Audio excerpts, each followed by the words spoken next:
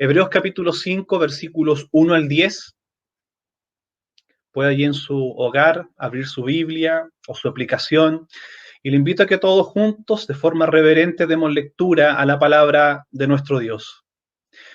Dice así: porque todo sumo sacerdote, tomado de entre los hombres, es constituido a favor de los hombres en lo que a Dios se refiere, para que presente ofrendas y sacrificios por los pecados, para que se muestre paciente con los ignorantes y extraviados, puesto que él también está rodeado de debilidad.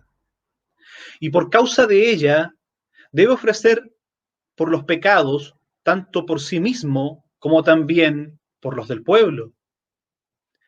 Y nadie toma para sí esta honra, sino el que es llamado por Dios, como lo fue a Aarón. Así tampoco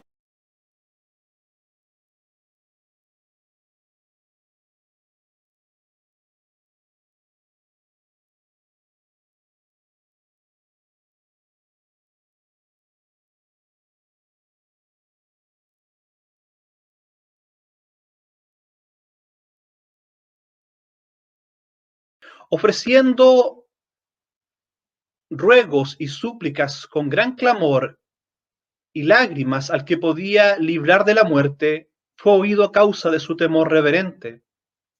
Y aunque era hijo, por lo que padeció, aprendió la obediencia. Y habiendo sido perfeccionado, vino a ser autor de eterna salvación para todos los que le obedecen. Y fue declarado por Dios sumo sacerdote según el orden de Melquisedec. Gracias al Señor, hermanos, por poder seguir avanzando en estos estudios de la epístola a los hebreos. A manera de introducción, quisiera hacer el siguiente ejercicio, de que usted pudiera pensar, más de alguno, todos, hemos estado en algún momento en la situación de tener que escoger entre varias alternativas para comprar un producto. Solo a manera de ejemplo, pongamos el ejemplo de un vehículo.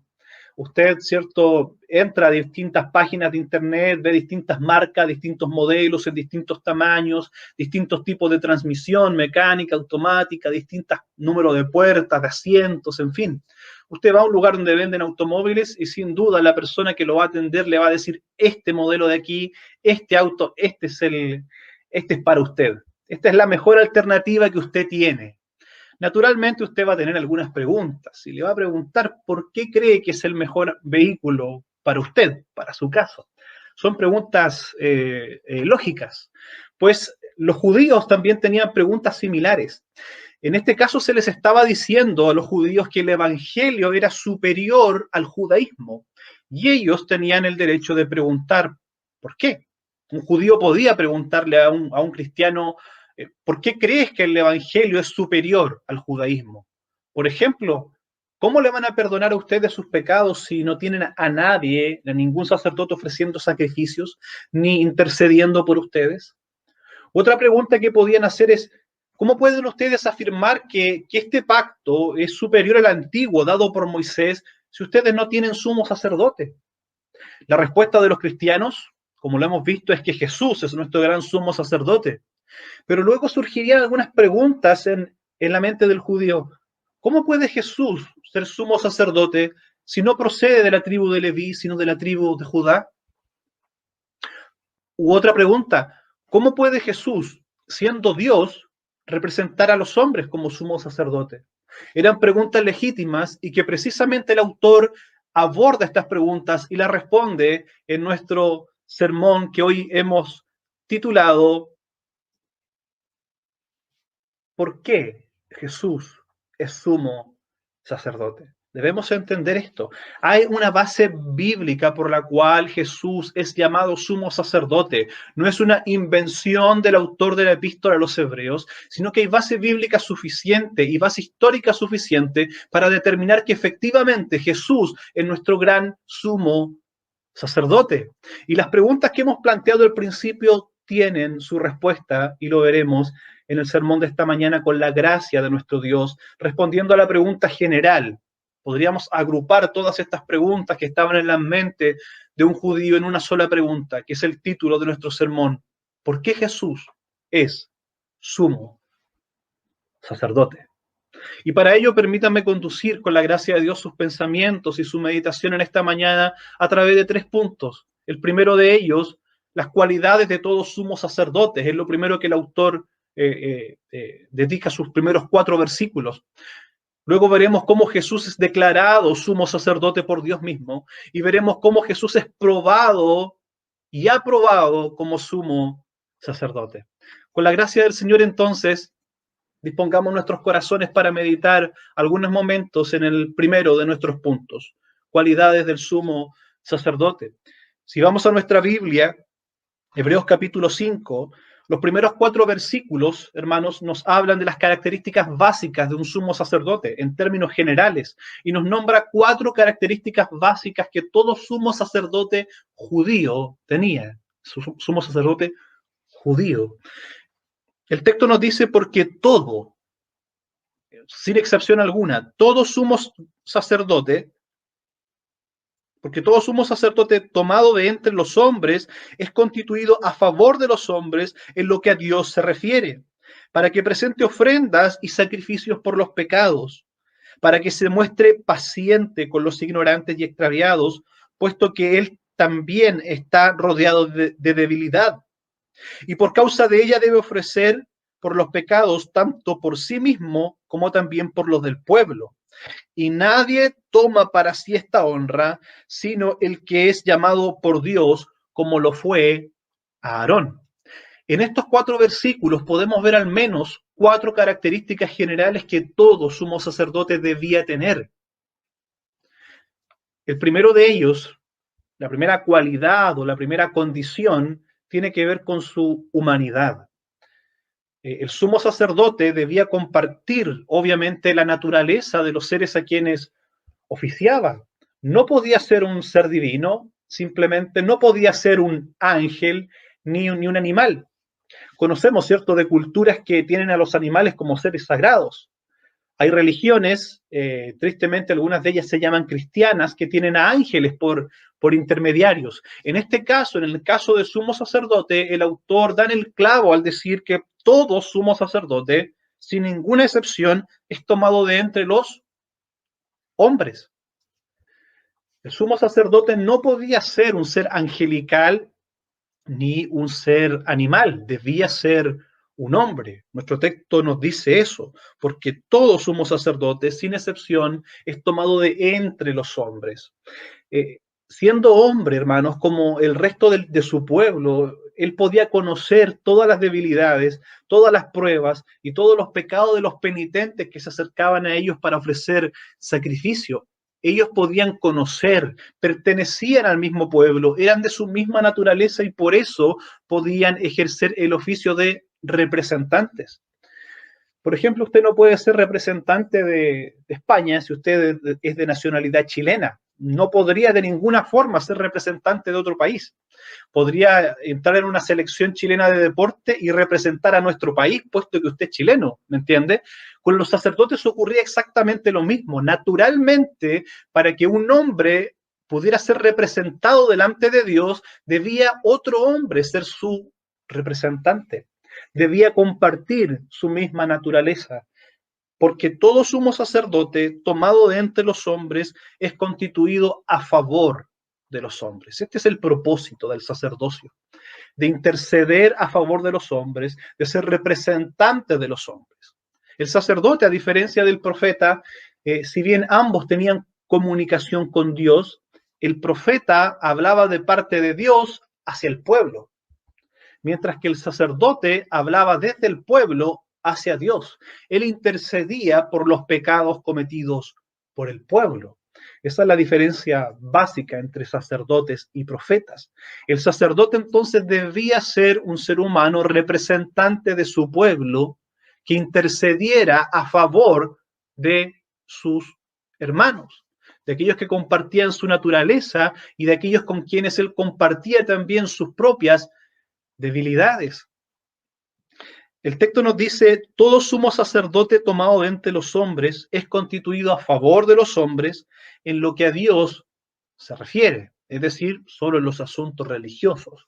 Si vamos al Antiguo Testamento, nos vamos a dar cuenta de que a los sacerdotes no les correspondía ministrar en otra esfera de la vida nacional. Ellos no tenían que ver con temas de cultura, con temas sociales o con temas políticos o con temas de reyes, no tenían que ver con eso. El texto bien nos dice que eran constituidos a favor de los hombres en lo que a Dios se refiere. A manera de aplicación, si bien no podemos trazar una línea directa entre el sacerdote y los pastores actuales, no podemos trazar esa línea.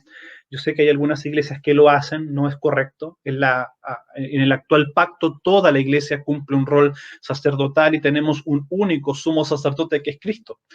Pero aún así, trasladándolo o haciendo una pequeña aplicación, recuerdo y es hasta cómico, varios casos de hermanos que dependían de tal manera de sus líderes, y esto ya excede los límites bíblicos de un pastor no puede dedicarse a esto, le preguntaban absolutamente todo al pastor, desde las cosas íntimas de la casa.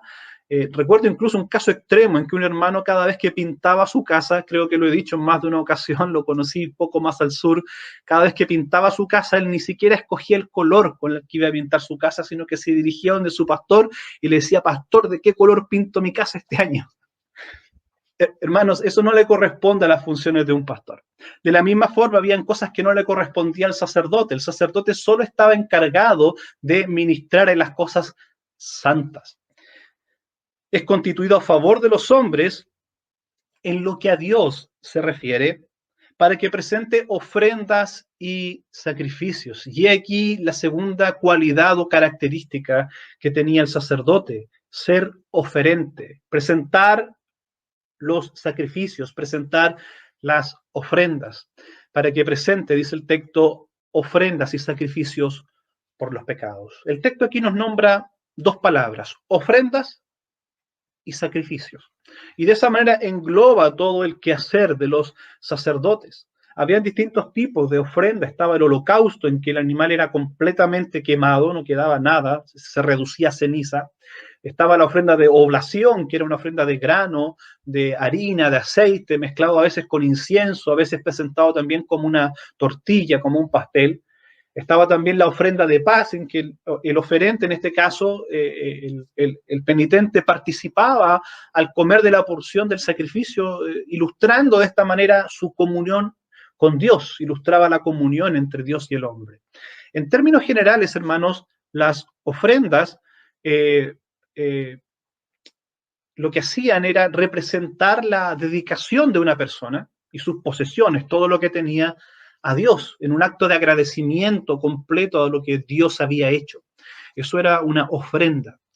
Pero además de la ofrenda, estaban los sacrificios. En los sacrificios siempre había derramamiento de sangre. Estos eran para expiación de los pecados, no en un acto de gratitud, sino en un acto de pedir perdón. Y la ley estipulaba al menos dos tipos de sacrificios. El primero era el sacrificio por el pecado o el sacrificio por el pecado de hierro, que quiere decir pecado de ignorancia o de descuido. En este caso, el transgresor ponía sus manos sobre la cabeza del animal que iba a ser sacrificado en un acto de identificación con ese animal que moriría en su lugar. Esto era para los pecados que eran cometidos por ignorancia o por descuido. Había otro tipo de sacrificio que era el de expiación o de culpa. En este caso ya era un acto de comisión, un pecado voluntario. Y a diferencia del anterior, exigía confesión del pecado y si correspondía también restauración del daño causado. Por todo esto, hermanos, el versículo 3 nos dice: y por causa de esta debilidad deben ofrecer por los pecados, tanto por sí mismo como por los del pueblo. Estos sacrificios obviamente no estaban diseñados para quitar la tendencia a pecar del corazón, sino más bien era para pecados particulares. En consecuencia, ¿qué ocurría? Debía repetirse continuamente, día tras día, año tras año, y las personas constantemente debían hacer sacrificios por pecado de hierro y sacrificios por pecado de culpa, de comisión, y esto es vez tras vez, día tras día, año tras año, porque el sacrificio no quitaba el corazón pecaminoso, no lo cambiaba, sino que trataba simplemente con pecados particulares.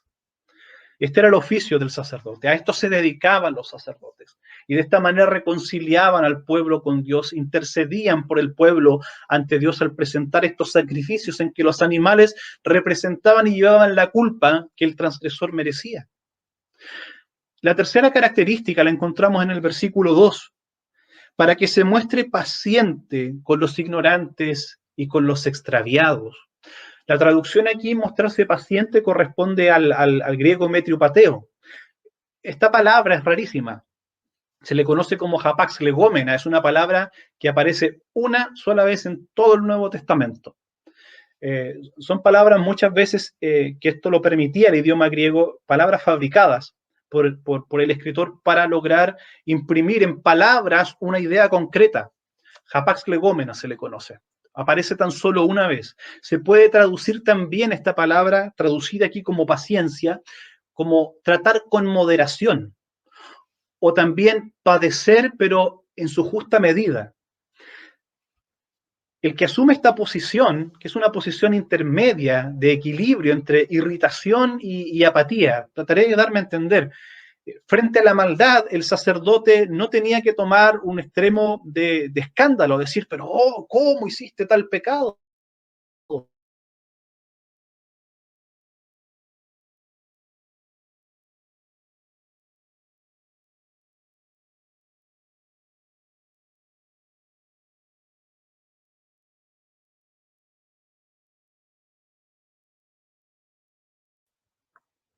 Debía tener una inclinación intermedia. Esto es lo que describe esta palabra metriopateo.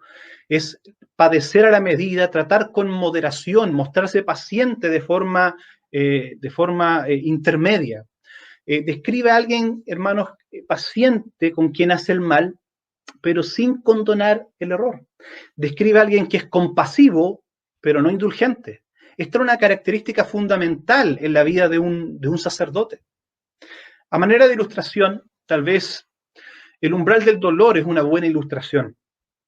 Recuerdo el caso de una hermana que cuando la encomendaban para visitar enfermos, ella terminaba llorando siempre.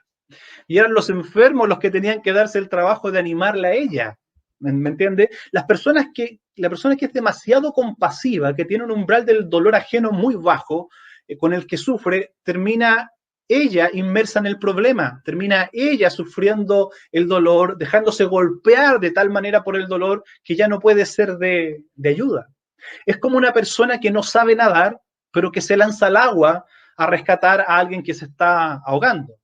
Las noticias posteriormente informarán de 2 ahogados, ¿verdad? Uno por accidente y el otro por necio. En el otro extremo, hermanos, este es el extremo, ¿cierto?, de las personas que tienen un bajo umbral del dolor ajeno, que se dejan absorber por el dolor ajeno y que finalmente no pueden ayudar. En el otro extremo están quienes tienen un umbral del dolor ajeno muy alto, que no se inmutan con nada, ni siquiera con la muerte del perrito de la película.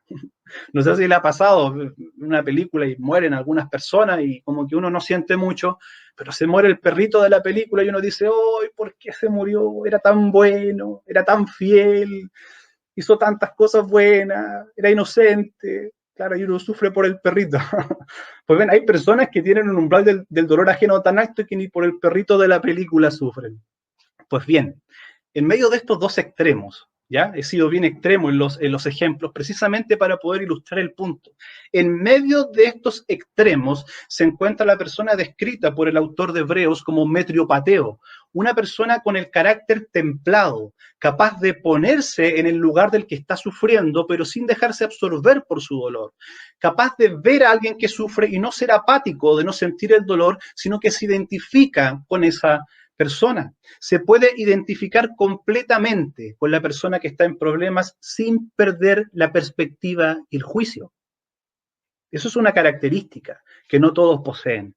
El sumo sacerdote verdadero, según el autor de Hebreos, requería esta característica. El sumo sacerdote tenía que ser accesible, al dolor ajeno por el pecado.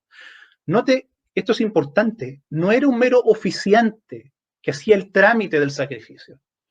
No era simplemente su trabajo a lo que se dedicaba, que ya le traían cierto un animal, él hacía todo el proceso, el procedimiento, todo lo técnico, ofrecía el sacrificio y listo, venga el siguiente.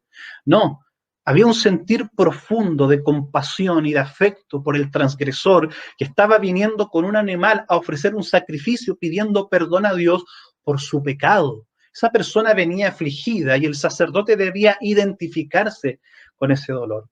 No se trataba de cumplir solo las funciones rituales, sino de manifestar sentimientos compasivos.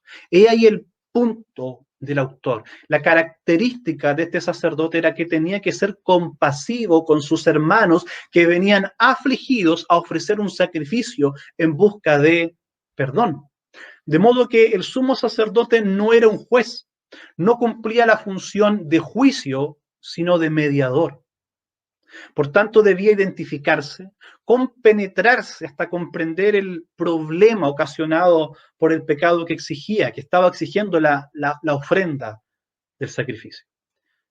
¿Y para quién? ¿Para quién debía ser compasivo o con quién debía ser compasivo?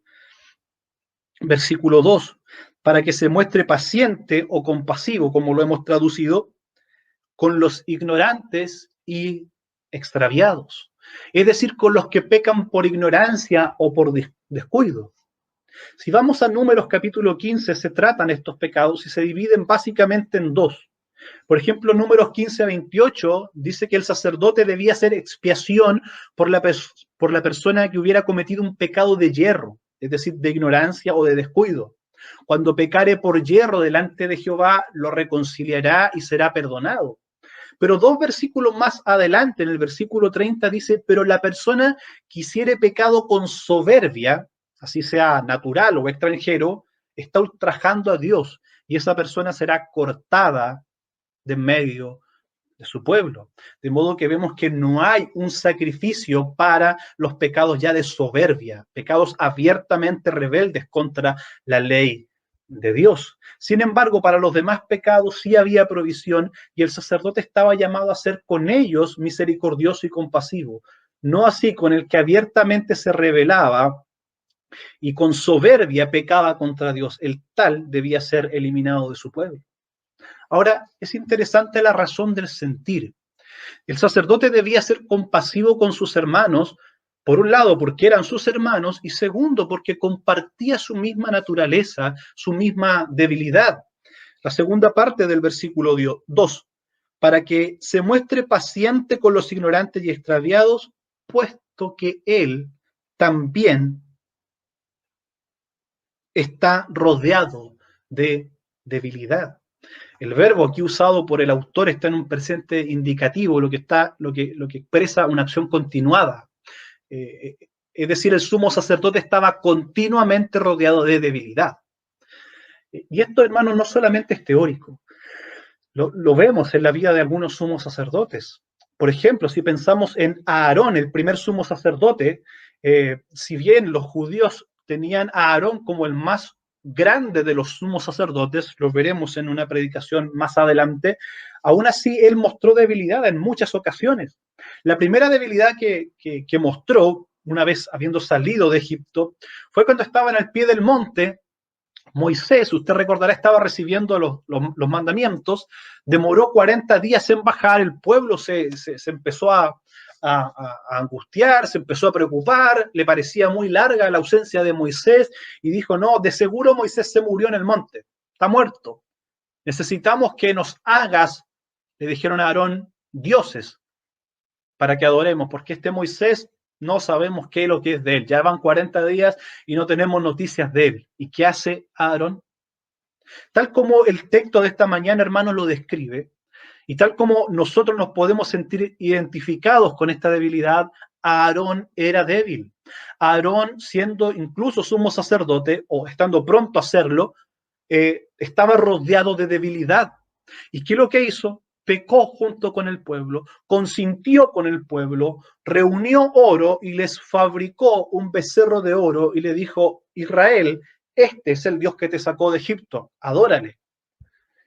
Y fue tremendo, un pecado tremendo que estuvo Dios a punto de destruir a la nación entera si no hubiese sido por la intercesión de Moisés y no de Aarón. porque Aarón pecó juntamente con el pueblo. Más tarde Aarón vuelve a mostrar debilidad cuando junto con su hermana María murmuran contra Moisés y Dios les castiga. Nota cómo históricamente y evidencialmente el sumo sacerdote estaba tan rodeado de debilidad como sus hermanos. Era elegido por Dios no por ser mejor que los demás. Era tan débil como aquellos a quienes representaba. Avanzamos en la historia y llegamos hasta el libro de Zacarías, y en el capítulo 3 usted podrá leer cómo el sumo sacerdote Josué, hijo de Josadac, era acusado por Satanás a causa de sus debilidades. Nuevamente ahí tenemos un ejemplo de un sumo sacerdote que mostraba cuán débil y cuán rodeado de debilidad estaba.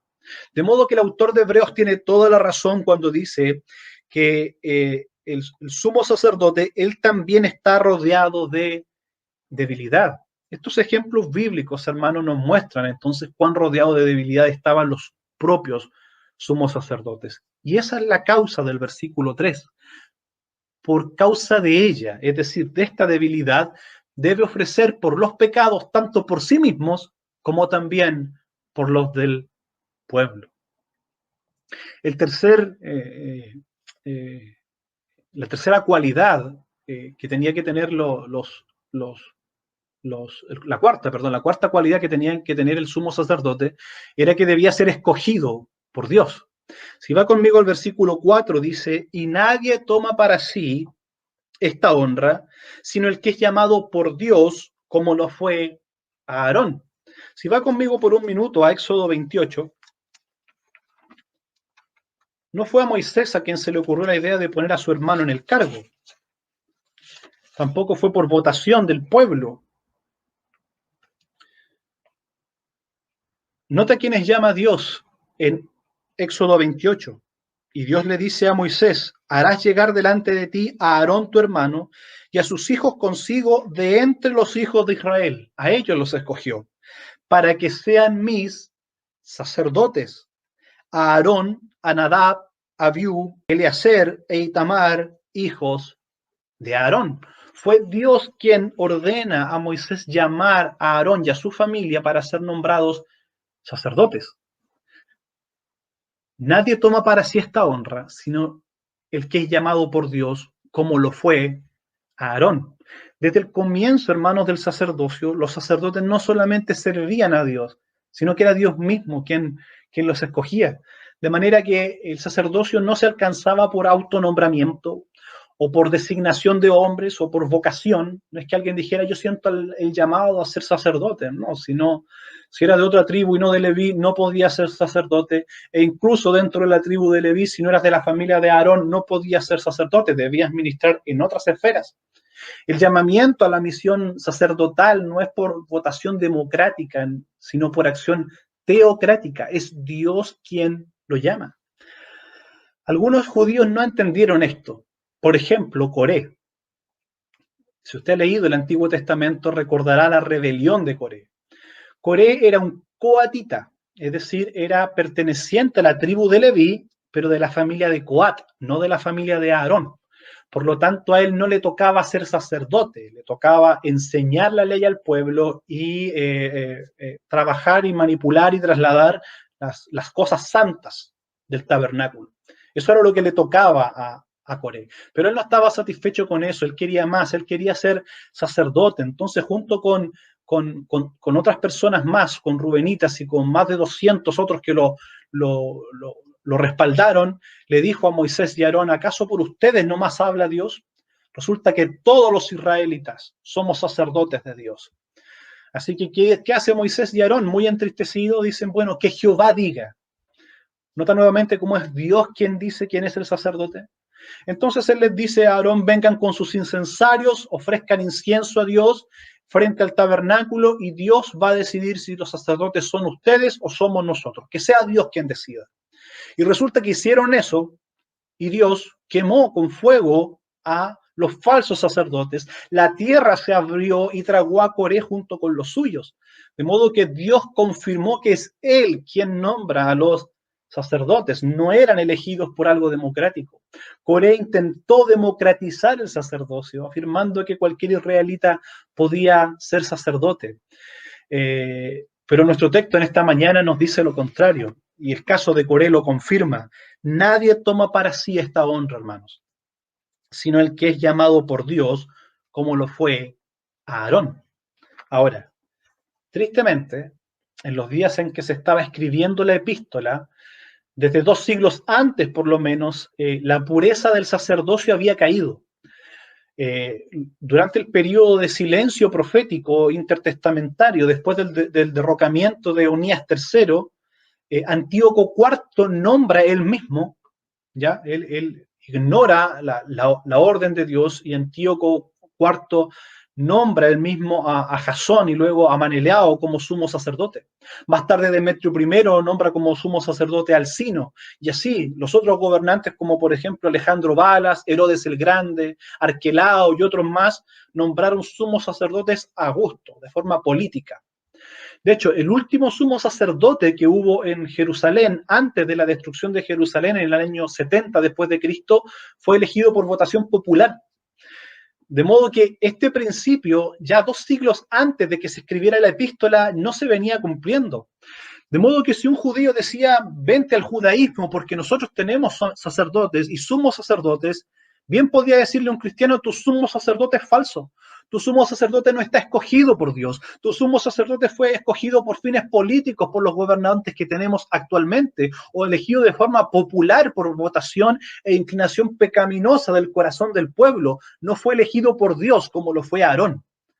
De modo que los judíos, hermanos, recordemos que la epístola originalmente estaba dirigida a judíos que habían creído en Cristo y que estaban siendo tentados para volver al judaísmo, no tenían razones para volver al judaísmo a ser ministrados por sumos sacerdotes humanos, puesto que estos eran no nombrados por Dios, sino nombrados por gobernantes humanos. Y además tenían los cristianos la convicción de que tenían un sumo sacerdote muchísimo mayor.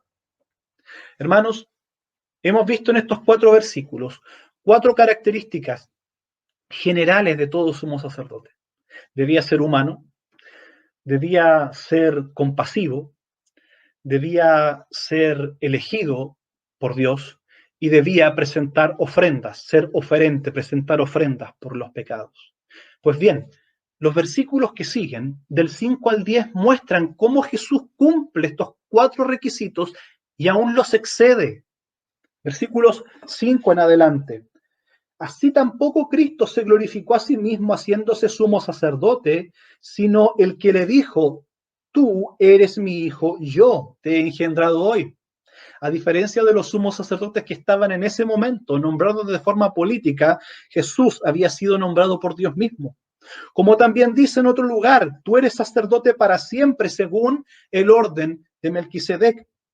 Y Cristo en los días de su carne, ofreciendo ruegos y súplicas con gran clamor y lágrimas al que le podía librar de la muerte, fue oído. Era un sacerdote que era oído por Dios a causa de su temor reverente. Y aunque era hijo, por lo que padeció aprendió la obediencia, y habiendo sido perfeccionado vino a ser autor de eterna salvación para todos los que le obedecen, y fue declarado por Dios sumo sacerdote según el orden de Melquisedec. En estos versículos, hermanos, vemos que Cristo no solo cumple la medida de los sumos sacerdotes anteriores, sino que llena la medida, la rebalsa. Él es el sumo sacerdote por excelencia. Versículo 5 nos dice, así tampoco Cristo se glorificó a sí mismo haciéndose sumo sacerdote. Él no se nombró a sí mismo, pudiendo hacerlo, puesto que era Dios. Por ejemplo, Jesús en Juan 8:54 dice, si yo me glorifico a mí mismo, mi gloria nada es. Mi Padre es el que me glorifica. Hermanos, a pesar de ser el Hijo de Dios, Jesús no usó esa posición para favorecerse o para honrarse a sí mismo. Nosotros a veces tenemos pequeñas posiciones, ¿verdad? Y las usamos a favor nuestro lo más posible, le sacamos el jugo. Por ejemplo, yo no saco salvoconductos cuando voy a trabajar. Presento mi credencial de salud, le digo, soy trabajador de salud, ¿verdad? Y con eso paso. Entonces, ocupo eso para transitar libremente, lo que es correcto y legal. A todo esto es algo legal y correcto. Pero voy al punto de que de que usamos nuestras posiciones para beneficio, obviamente, de las cosas que necesitamos.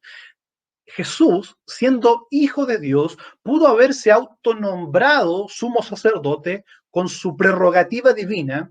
Aún así, él se sometió al Padre, al punto de decir: yo no me glorifico a mí mismo, si lo hago mi gloria es nada, mi Padre es el que me glorifica.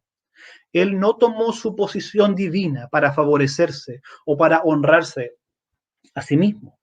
El autor de Hebreos, hermanos, hace uso ahora del Antiguo Testamento una vez más. Él hace mucho uso del Antiguo Testamento para dar testimonio o para nombrar, esclarecer el testimonio del Padre acerca de Jesús, su Hijo, como Rey y sumo sacerdote. Y para ello el autor hace uso de dos pasajes del Antiguo Testamento. Eran dos pasajes que los judíos tenían clarísimo, que eran pasajes mesiánicos, de modo que tienen mucha fuerza este argumento bíblico que utiliza el autor de Hebreos. El primero de ellos lo encontramos en el versículo 5. Así tampoco Cristo se glorificó a sí mismo haciéndose sumo sacerdote, sino el que le dijo, y aquí viene la cita: tú eres mi hijo, yo te he engendrado hoy. Esta cita está tomada del Salmo número, espero que haya dicho 2, del Salmo número 2. Es un salmo mesiánico, reconocido como mesiánico. El versículo 7, el verso 7 de ese salmo dice: yo publicaré el decreto. No es simplemente algo que se dice. Aquí Dios está comunicando un decreto real. El rey que está sentado en su trono está comunicando este decreto real. Pongámosle atención. ¿Qué dice este decreto real? Yo publicaré el decreto. Jehová me ha dicho: mi hijo eres tú, yo te engendré hoy. Y si analizamos todo el salmo, nos vamos a dar cuenta, hermanos, que este salmo mesiánico es un salmo real, es un salmo de realeza. Habla de la capacidad de gobierno del Mesías. El Padre publica un decreto real: mi hijo eres tú, yo te engendré hoy. Y esto lo vemos cumplido en Cristo. Por causa de la ofrenda y sacrificio perfecto de Cristo en la cruz, el Padre le resucita de entre los muertos, Jesús asciende y es entronizado a la diestra del Padre, dando cumplimiento a este salmo. Se cumple así el oficio regio del Señor como Rey de Reyes y Señor de señores. Él es el Rey legítimo, el descendiente de David, designado por Dios mismo para sentarse en el trono de David para siempre, para estar sentado a la diestra de Dios el Padre eternamente. ¿Y quién decretó esto? No lo decretó Jesús mismo, lo decretó el Padre. ¿Y por causa de qué? Por causa de la humillación de Cristo. Pablo dice que Jesús, siendo en forma de Dios, no estimó el ser igual a Dios como cosa que aferrarse, sino que se humilló a sí mismo, haciéndose hombre, y estando en la condición de hombre, se humilló a sí mismo, haciéndose obediente hasta la muerte y muerte de cruz, por lo cual Dios le exaltó hasta lo sumo. Fue Dios quien le exaltó. Jesús no se exaltó a sí mismo, al contrario, él se humilló y fue el Padre, producto de esta humillación y de esta obediencia de Jesús, quien lo tomó y lo exaltó hasta lo sumo, dándole un nombre que es sobre todo nombre. Él es el Rey de Reyes y Señor de Señores. Es el Rey de quien está hablando y profetizando el Salmo número 2. Pero aquí entramos a una dificultad. Resulta que a los reyes no les estaba permitido ministrar en el sacerdocio. De hecho, la Biblia registra tristes intentos de reyes que osaron ministrar. El primer ejemplo es el ejemplo de Saúl, el primer rey de Israel. Estaba esperando al profeta Samuel, quien asimismo era sacerdote, y debía esperarlo para ofrecer el sacrificio, pero puesto que Samuel se demoraba, a Saúl se le ocurrió la genial idea, siendo él de la tribu de Benjamín y no de Leví, no de la casa de Aarón, sin derecho a presentar el sacrificio, se le ocurrió a él presentar el sacrificio. Y cuando Samuel llega, se escandaliza y le dice: ¿qué es lo que has hecho? Y él le dice, no, es que el pueblo estaba apurado, teníamos allá los enemigos que estaban juntándose, el pueblo se estaba disipando, entonces yo entré en pánico y no se me ocurrió mejor idea que presentar el sacrificio para estar listos para la guerra. Por lo cual Samuel le profetiza, Dios te va a quitar tu reino. Saúl había mirado en menos el oficio del sacerdote y eso era mirar en menos a Dios mismo, quien había estipulado tanto el oficio como las formas. Saúl se saltó todo eso y por lo tanto Dios se saltó su reino, se lo quitó y se lo dio a David. Es un triste ejemplo. Otro ejemplo triste de un rey que osó ejercer funciones sacerdotales es el caso de Usías. Usías fue un excelente rey la mayor parte de su tiempo. Fue uno de los reyes que más tiempo gobernó, 50 años. Fue un rey muy querido. Pero al final de sus días su corazón se puso orgulloso y excedió sus funciones reales y quiso ejercer funciones sacerdotales y entró al altar para ofrecer también sacrificios. Y los sacerdotes le dijeron, no lo hagas, Usías, no lo hagas, pero él porfió y lo hizo y Jehová lo castigó con lepra y tuvo que vivir apartado con lepra hasta el día de su muerte. De modo que los dos ejemplos bíblicos de reyes que quisieron hacer funciones sacerdotales no les salió nada de bien. Tenemos entonces esa dificultad. Un rey no puede ejercer funciones sacerdotales. Los reyes vienen de Judá, los sacerdotes vienen de la familia de Aarón, procedente de la tribu de Leví. Son dos líneas completamente apartes que no se juntan. Sin embargo, la dificultad es resuelta por el versículo siguiente, versículo 6. Como también dice en otro lugar, tú eres sacerdote para siempre, según el orden de Melquisedec. Ese otro lugar del que está hablando es el Salmo 110. Es el salmo más citado en el Nuevo Testamento. Más de 10 veces es citado el Salmo 110 en el Nuevo Testamento. Es un salmo también reconocido como mesiánico. Al mismo tiempo es un salmo real y sacerdotal, ambas cosas al mismo tiempo.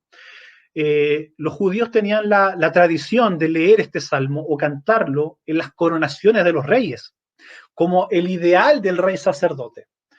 Era un ideal futuro más que una realidad presente, por los ejemplos que vimos. El rey no podía meter sus manos al sacerdocio. Pero se cantaba de este rey futuro, de este rey Mesías que cumpliría ambas funciones, sería rey y al mismo tiempo sacerdote. Vamos a leer el Salmo 110, los primeros 4 versos.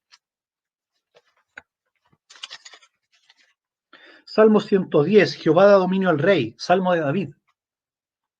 Jehová dijo a mi Señor, siéntate a mi diestra, hasta que ponga a tus enemigos por estrado de tus pies. Jehová enviará desde Sión la vara de su poder, domina en medio de sus enemigos. Tu pueblo te ofrecerá voluntariamente en el día de tu poder, en la hermosura de la santidad. Desde el seno de la aurora tienes tú el rocío de la juventud. Juró Jehová y no se arrepentirá. Tú eres sacerdote para siempre, según el orden de Melquisedec. Este salmo de David era un salmo profético, estaba hablando del Mesías, así era reconocido en Israel y era cantado o leído en las coronaciones como el ideal del rey futuro que vendría. De modo que el problema es resuelto, no según el orden de Aarón, según la antigua dispensación y el antiguo pacto, sino según un nuevo orden, el de Melquisedec. El capítulo 7 de Hebreos habla más en detalle de Melquisedec. Así que de Melquisedec hablaremos más adelante. Pero permítame en esta mañana hacer solo algunos alcances respecto a Melquisedec, ya que está citado en nuestro texto de esta mañana. Algunas cosas generales. Él fue rey y sacerdote. Fue ambas cosas. Vivió en la época de Abraham.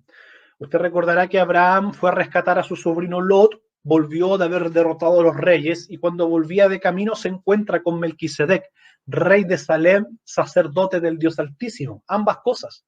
Y cuán grande era este a quien Abraham mismo, el padre de la fe, el patriarca principal de Israel, le entregó los diezmos de todo el botín de la guerra. Así de grande era era Melquisedec. Su ascendencia es completamente desconocida. Fue rey de Salem, lo que actualmente se conoce como Jerusalén, era el nombre antiguo de Jerusalén, y era sacerdote del Dios Altísimo. Ambas cosas concurren en Melquisedec. Rey de Salem, sacerdote del Dios Altísimo. Su sacerdocio, por lo tanto, era superior al sacerdocio de Aarón. Melquisedec era rey, Aarón no. Más adelante, Hebreo nos dice que de cierta manera Aarón entregó diezmos a Melquisedec, puesto que Aarón aún estaba en los lomos de su padre, Abraham, cuando esto ocurrió. El sacerdocio de Melquisedec es anterior al sacerdocio de Aarón, y el sacerdocio de Aarón no es perpetuo, sino que terminó en el año 70 después de Cristo, una vez que Jerusalén fue destruida por Tito Vespasiano con su ejército romano. No hubo más sacerdotes, no hubo más templo tampoco donde ofrecer los sacrificios. Se terminó. Sin embargo, el sacerdocio de Melquisedec persiste. Por tanto, el argumento del autor de Hebreos es que el sacerdocio de Melquisedec es una mejor descripción del sacerdocio de Cristo que el que podría ser el de Aarón. Cristo era sumo sacerdote, no según el orden de Aarón. No podía, puesto que Jesús no era de la tribu de Leví, ni de la familia de Aarón. Jesús es nuestro rey y nuestro sumo sacerdote según un orden sacerdotal superior al de Aarón. Jesús es rey y sumo sacerdote según el orden de Melquisedec. Estos dos argumentos bíblicos de tremendo peso presenta el autor para demostrar por qué Jesús es nuestro gran sumo sacerdote. No es simplemente que se haya ocurrido al autor hacer esto. Esta asociación con Melquisedec es única en el Nuevo Testamento. Trae una claridad y una luz tremenda. Y no es inventada por el autor, sino que el autor recurre a la Escritura, a la Sagrada Escritura, puesto que toda la Escritura da testimonio de Jesús, de su realeza y de su sacerdocio perfecto. Hemos demostrado entonces por qué Jesús es sumo sacerdote. Fue Dios, su Padre, quien lo declaró rey y quien también lo declaró sumo sacerdote según un orden superior, como estaba profetizado por David. Como estaba profetizado tanto en el Salmo 2 como en el Salmo 110. Jesús es nuestro gran sumo sacerdote. No es una invención del cristianismo. Siempre fue así. Así estuvo profetizado. Era lo que se esperaba. Era el canto que se entonaba en las entronizaciones esperando a ese rey futuro que sería rey y sacerdote al mismo tiempo. Y lo vemos en Jesús, ese cumplimiento. Además que los sacerdotes del momento de la escritura del libro de Hebreos ya no eran sacerdotes escogidos por Dios, sino sacerdotes puestos de forma política. Seguimos en nuestro estudio y pasamos a nuestro tercer punto. Hemos visto las cualidades de todo sumo sacerdote. Hemos visto que Jesús es declarado como sumo sacerdote. Veamos ahora nuestro tercer y último punto. Jesús fue probado como sumo sacerdote. Los versículos 7 en adelante. Y Cristo, en los días de su carne, ofreciendo ruegos y súplicas con gran clamor y lágrimas al que le podía librar de la muerte, fue oído a causa de su temor reverente. Y aunque era hijo, por lo que padeció, aprendió obediencia. Y habiendo sido perfeccionado, vino a ser autor de eterna salvación para todos los que le obedecen. Y fue declarado por Dios sumo sacerdote según el orden de Melquisedec.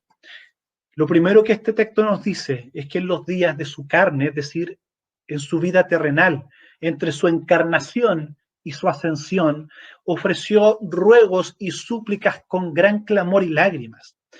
Si bien esto pudo haber ocurrido en cualquier momento u oportunidad en la vida de Jesús, lo que parece estar en la mente del autor y la mayoría de los exégetas está de acuerdo con esto, es que este gran clamor y lágrimas se está refiriendo al evento del Getsemaní, previo a la cruz de Cristo.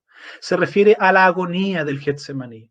De modo que este versículo viene a complementar el relato de los evangelios al decir que la oración del huerto estuvo rodeada de fuerte clamor y lágrimas.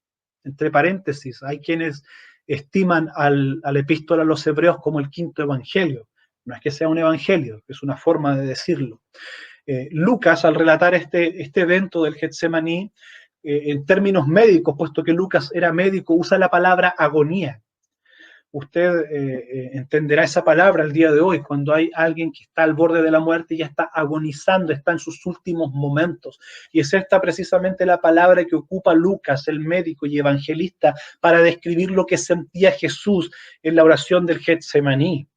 No se trata de un conflicto externo, sino un conflicto interno en la vida de Jesús, una agonía intensa. Marcos lo relata y sugiere un terror estremecedor, un grado sumo de intenso horror y sufrimiento moral. Esas son las palabras que ocupa Marcos cuando describe el evento del Getsemaní. Mateo lo expresa como estoy preso de una angustia mortal. El autor de Hebreos lo expresa como que ofreció ruegos y súplicas con gran clamor y lágrimas al que le podía librar de la muerte. O una traducción más precisa, como sugiere MacArthur, al que le podía sacar de la muerte. Esto es importante, puesto que lo que Jesús estaba orando, hermanos, no era para evitar la cruz, sino para recibir la certeza de su resurrección. Jesús no estaba muerto de miedo porque lo iban a golpear los soldados romanos. Él no estaba muerto de miedo porque le iban a poner una corona de espinas o lo iban a crucificar. Si bien eso puede aterrar a cualquiera de nosotros, no a Jesús. Él tenía claro esto. De hecho, cuando Pedro le dice, ten compasión de ti mismo, no vayas a la cruz, él le dice, sal de delante de mí, Satanás, me eres tropiezo porque no pones la mirada en las cosas de Dios, sino en la de los hombres. Jesús tenía claro esto. Los evangelistas dicen que Jesús afirmó su rostro para ir a Jerusalén y morir en la cruz. Él estaba determinado a eso. El punto no era la muerte. Había algo más en este evento de la cruz que hacía que Jesús agonizara, que hacía que Jesús estuviera preso de una angustia mortal, como lo expresa Mateo, que hacía que Jesús tuviera un terror estremecedor en grado sumo de intenso horror y sufrimiento moral, como lo expresa Marcos. Y eso, hermanos, no eran los azotes, no eran los clavos, no era la cruz. Era algo más profundo que eso. Era que Jesús sabía que en el momento de la cruz no solo iba a ser abandonado por sus discípulos, abandonado por todos aquellos a quienes había sanado y alimentado, sino que, más importante aún, en ese momento Jesús iba a ser abandonado por el Padre, algo que jamás había ocurrido. En el seno de la Trinidad, unidos de forma inseparable, ocurre este misterio. Dios abandona a Dios, como lo expresó Lutero. Es un misterio incomprensible. Esto tan profundo le iba a ocurrir a Jesús. Iba a vivir el infierno mismo. De allí que es correcto cuando se dice que Jesús descendió a los infiernos. No en el sentido de que Jesús haya bajado a predicar a los que estaban en el infierno, sino que al ser abandonado por el Padre, en esas 3 horas de tinieblas que hubo durante la crucifixión, Jesús sufrió el infierno mismo, sufrió el abandono del Padre. Y es esto lo que le llenaba de terror, tener que beber la copa de la ira de Dios y ser abandonado por Dios mismo, de tal manera que exclama, Dios mío, ¿por qué me has desamparado? Este desamparo del Padre es lo que produjo en Jesús, en la oración del Getsemaní, una agonía, un sentimiento de muerte. Estaba preso de muerte, de un terror estremecedor, agonizando por lo que iba a ocurrir. A eso se refiere el autor de Hebreos cuando dice que Jesús ofreció ruegos y súplicas con gran clamor y lágrimas al que le podía librar de la muerte. Y no nos referimos a la muerte física, sino a la muerte espiritual. Era la muerte espiritual, esta separación. Muerte significa eso, separación. Cuando alguien muere, su parte espiritual se separa de su parte física. Eso es la muerte. Pero existe también la muerte espiritual en la que el hombre está separado de Dios. Esa separación ocurrió en la cruz. Jesús, antes de morir físicamente, murió espiritualmente. Su Padre le abandonó en la cruz. Hubo una separación entre Jesús y el Padre. Y era eso lo que produjo tal agonía en el corazón de Jesús. un misterio que no podemos entender de este lado de la eternidad y que probablemente del otro lado de la eternidad tampoco podremos entenderlo completamente.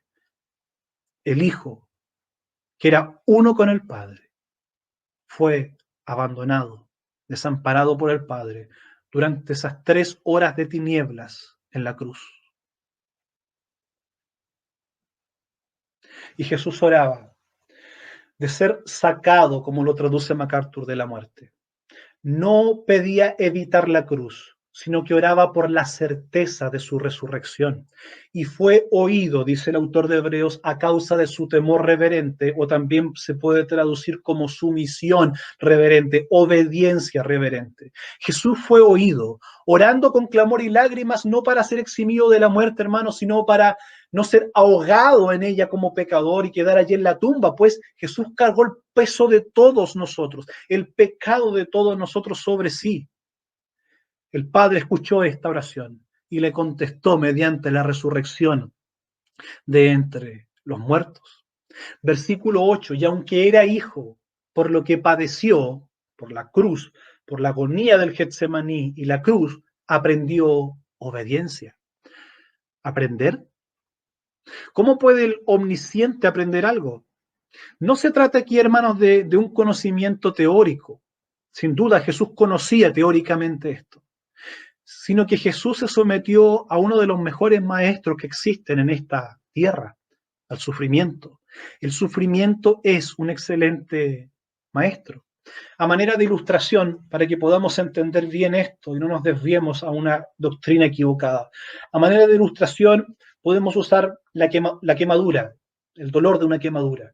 Podemos leer mucho acerca de la quemadura, oír acerca del dolor de la quemadura. Podemos incluso ver personas quemadas. Yo tuve la desagradable experiencia de tener que ver muchos niños quemados en el servicio de urgencias, algunos con quemaduras pequeñas y otros con quemaduras muy grandes, y es algo desgarrador, de verdad, hermanos, es algo desgarrador.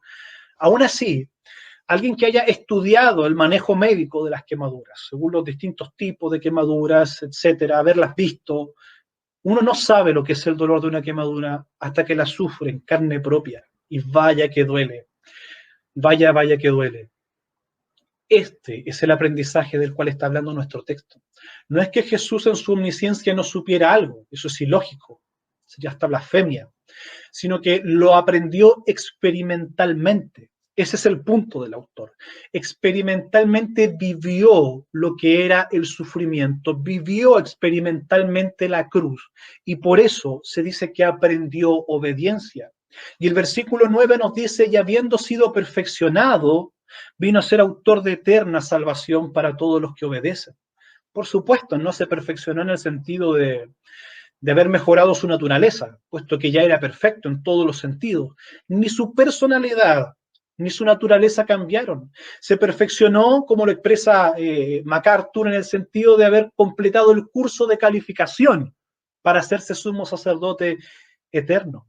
Recordemos que las palabras de Pablo a los filipenses, por causa de la obediencia y de la humillación de Cristo, fue que el Padre lo exaltó hasta lo sumo. De la misma manera, por causa de la obediencia y del sufrimiento de Jesús, al ser experimentado en eso y vivir en carne propia nuestros dolores y la consecuencia de nuestros pecados, es que Él se puede identificar con nosotros y ser declarado por Dios como nuestro representante, nuestro sumo representante, nuestro sumo sacerdote, o como el autor de Hebreos lo dice de forma hiperbólica, nuestro gran sumo sacerdote, según el orden de Melquisedec, un orden superior al de Aarón. Fue su sacrificio de tal excelencia y perfección que resultó también en algo perfecto y eterno. Dice el texto que vino a ser autor de eterna salvación. Esto tuvo que haber sido muy iluminador para los hermanos hebreos. Recordemos que habíamos dicho que el sacerdote tenía la función de estar día a día ofreciendo sacrificios por pecados particulares, y esto no terminaba nunca. La salvación y el perdón que se le otorgaba al penitente que venía con su sacrificio era un perdón particular, momentáneo. Se le perdonaba esa causa, se le cubría más que nada.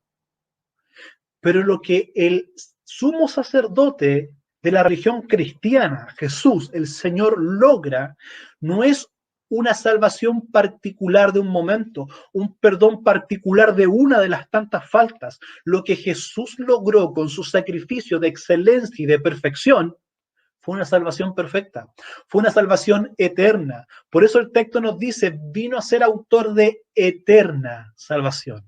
Por lo tanto, podemos estar seguros, hermanos, de que nuestra salvación está asegurada en Cristo. No es una salvación condicional, no es una salvación con fecha de vencimiento, no es una salvación que se pierde por cualquier cosa, es una salvación eterna. Tenemos seguridad de nuestra salvación eterna por causa de Jesús, por causa de su sacrificio perfecto, no por nuestra fidelidad, sino por la fidelidad con la que Él cumple su rol sumo sacerdotal, no por nuestra súplica, sino por su súplica delante del Padre, no porque nosotros lo pidamos, sino porque Él intercede por nosotros ante el Padre. Por lo tanto, nuestra salvación está asegurada y tiene características no momentáneas, sino eternas. Jesús, al ser perfecto y eterno, produjo una salvación perfecta y eterna. ¿Para quiénes? Dice el texto, para todos los que le obedecen. El sumo sacerdote perfecto hace perfectos a quienes aceptan su sacrificio perfecto, es decir, los que le obedecen. No se trata, obviamente, de una obediencia a la ley, sino que se trata de la obediencia de la fe. Jesús en Juan capítulo 6, versículo 29 dijo, esta es la obra de Dios, que creáis en el que Él ha enviado. Confiar en Jesús es la obra de la fe y la obediencia de la fe. Quien no cree, no obedece verdaderamente. Alguien puede creerse que está obedeciendo mucho a Dios porque cumple y se esfuerza en cumplir muchos mandamientos y en privarse de muchas cosas y hacer ciertas prohibiciones. No importa cuán moral seas, cuán bien intencionado seas, cuán religioso seas, cuán sincero seas, si no has confiado completamente en Jesús, no has obedecido verdaderamente. La obediencia de la fe no es una obediencia de obras, sino un creer, un confiar completamente en Jesús. Y te pregunto en esta mañana, ¿lo has hecho? Los judíos estaban dudando en la epístola original.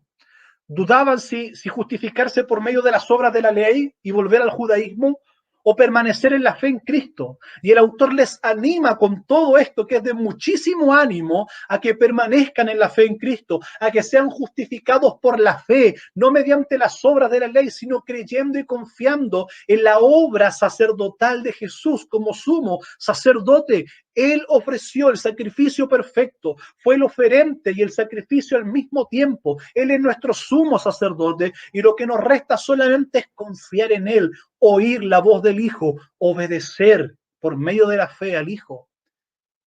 Lo has hecho, hermano. Hoy es el día de salvación. Si hay alguien que me está escuchando y no ha depositado aún su confianza completa en Jesús, si aún confía en sí mismo en algunas cosas, en algunas justicias propias, no es que yo he dado a la Teletón, yo he dado ofrendas voluntarias, yo he hecho tanto bien a los vecinos, he ayudado a tantas personas, de hecho tengo un cúmulo de buenas acciones a mi favor, tienes que desligarte de todo eso. Esas justicias propias no son más que un trapo de inmundicia. Debes desligarte de todo y confiar completamente en tu 100% únicamente en la obra perfecta de Jesús, en la persona perfecta e inocente e inmaculada de Jesús. Solo Él es santo, solo Él es el Hijo en quien el Padre se complace, solo Él es nuestro sumo sacerdote, solo Él es el sacrificio perfecto. No puedes tú venir con ofrendas extrañas, con fuego extraño, ofrecer sacrificio a Dios. Tu ofrenda será rechazada. La única ofrenda aceptable a Dios no son tus justicias, es el sacrificio perfecto de Jesús en la cruz. Así que te invito a que confíes en Jesús de todo corazón y vengas a Él, abandonando todas las demás filosofías, en este caso de los hebreos, el judaísmo, pero actualmente toda otra filosofía o moralismo que quiera interferir en esto y que confíes únicamente en Cristo. Solo Él es tu sumo sacerdote perfecto, solo Él está sentado a la diestra del Padre, solo Él puede interceder por ti, solo Él es el camino, la verdad y la vida, así de glorioso es Él. Por todas estas virtudes fue declarado por Dios, dice el versículo 10, sumo sacerdote según el orden de Melquisedec. Al momento de la crucifixión, el velo del templo, hermanos, que separaba el lugar santo del lugar santísimo, donde no había entrada para cualquiera, el velo que separaba esos lugares se rasgó de arriba abajo. Dios lo rasgó, dejando abierto el lugar santísimo para que cualquiera fuera a Dios por medio del Hijo. Antiguamente solo uno podía entrar al lugar santísimo, tan solo una vez al año y con muchos requisitos. Ahora el velo se rasgó, producto del sacrificio perfecto. Ya no son necesarios más sacrificios. Se ha hecho un solo sacrificio. Jesús no necesita ni ayudantes ni sucesores. Él es sacerdote para siempre, según el orden perfecto de Melquisedec. Tal sumo sacerdote tenemos, hermanos. Concluimos, por lo tanto, que en un solo acto sacrificial perfecto, Jesucristo logró lo que miles y miles de sacrificios presentados por una gran cantidad de sumos sacerdotes nunca lograron. Muchos sacerdotes y sumos sacerdotes ofrecieron sacrificio tras sacrificio durante siglos y jamás lograron lo que Jesús pudo lograr en un solo y perfecto sacrificio. Él abrió de manera permanente el camino a Dios, de manera que ahora cualquier persona penitente de cualquier época puede entrar a la presencia de Dios por medio de la fe en Jesús, de manera que la salvación es solo por gracia, mediante la fe en este sumo sacerdote. Ha sido Dios mismo quien por causa del sacrificio perfecto ha declarado solemnemente a Jesús como rey y sumo sacerdote, perfectamente calificado según el orden de Melquisedec. Así de supremo, así de excelso es el rey que nos gobierna, hermano. Así de perfecto y compasivo es el gran sumo sacerdote que nos ministra. Por tanto, no hay nada más sublime, nada más perfecto, nada más glorioso que el evangelio de nuestro Señor Jesucristo, a nuestro Rey de Reyes, a nuestro gran sumo sacerdote, a Él y solo a Él sea toda la honra, la gloria, la alabanza, hoy y siempre. Amén.